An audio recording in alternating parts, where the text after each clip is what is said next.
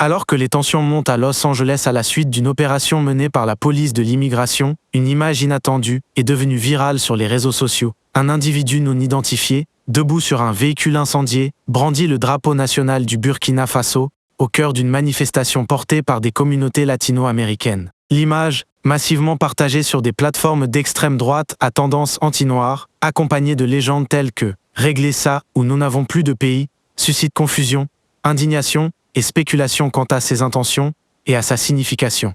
À première vue, la présence de ce drapeau semble totalement étrangère aux revendications initiales du mouvement, à savoir la politique migratoire américaine et le traitement réservé aux sans-papiers, en particulier ceux d'origine mexicaine et centra-américaine. Le Burkina Faso, rarement mentionné dans les médias américains, est aujourd'hui présenté, à tort, comme un sujet de préoccupation pour la politique étrangère des États-Unis. Plusieurs rapports, dont des déclarations du général Michael Langley et des analyses du Conseil des relations étrangères, qualifient la région du Sahel, incluant le Burkina Faso, de futur foyer du terrorisme mondial. Ces rapports s'inscrivent dans une tentative de diabolisation des dirigeants de l'Alliance des États du Sahel, dans le but de justifier une intervention militaire à moyen terme. Dans ce contexte, la soudaine apparition d'un drapeau burkinabé lors d'une manifestation américaine, en plein affrontement avec les autorités fédérales, semble, pour plusieurs analystes, bien plus qu'une simple coïncidence. Les réactions sur les réseaux sociaux ne se sont pas fait attendre. Plusieurs voix issues des communautés africaines et panafricaines ont exprimé scepticisme et inquiétude en déclarant « Aucun Africain ne prendrait le risque de brandir son drapeau au milieu d'une émeute américaine. Ça sent la manipulation, ce n'est pas notre combat. Qui que soit cet individu, ce n'est pas un Africain, ça ressemble à une mise en scène. » Et le comportement de certains médias occidentaux semble donner raison aux panafricanistes lorsqu'on constate que l'agence France Presse a choisi, pour illustrer les émeutes, l'image du drapeau burkinabé, parmi des centaines d'autres, pourtant bien plus représentatives d'une manifestation portée par des communautés latino-américaines.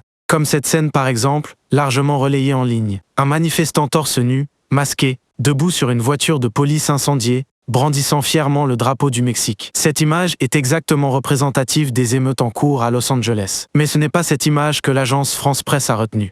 Elle a préféré mettre en avant celle du drapeau burkinabé, un symbole inattendu, voire déroutant. Cela ressemble beaucoup à ce qu'on pourrait appeler une ambiguïté exploitable, une image qui ouvre la porte à toutes sortes d'interprétations géopolitiques, notamment autour de l'idée d'infiltration, un narratif que l'on retrouve fréquemment dans les discours de certains médias impérialistes.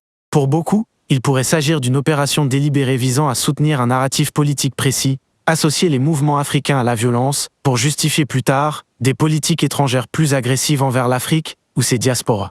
Des créateurs de contenu et des figures du panafricanisme ont pris la parole pour se désolidariser clairement de l'incident. Dans une vidéo publiée sur YouTube, le panafricaniste Neferkarte Dessalines déclare « Cela n'a absolument rien à voir avec nous. Quand les Africains manifestent, c'est pour leur propre cause. Celui qui a brandi ce drapeau, qu'il s'agisse d'un militant mal informé ou de quelque chose de plus calculé, ne parle pas au nom du panafricanisme. Il met aussi en garde contre ce qu'il appelle une guerre de perception.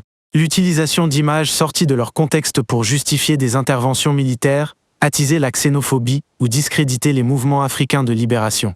Alors que les médias occidentaux s'emparent de l'image pour nourrir leur machine de propagande contre l'Alliance des États du Sahel, plusieurs analystes avertissent qu'elle pourrait renforcer des narratifs mensongers tels que 1. Les manifestations migratoires aux États-Unis sont infiltrées par des agents étrangers. 2. Des pays africains, comme le Burkina Faso, représentent une menace potentielle. 3.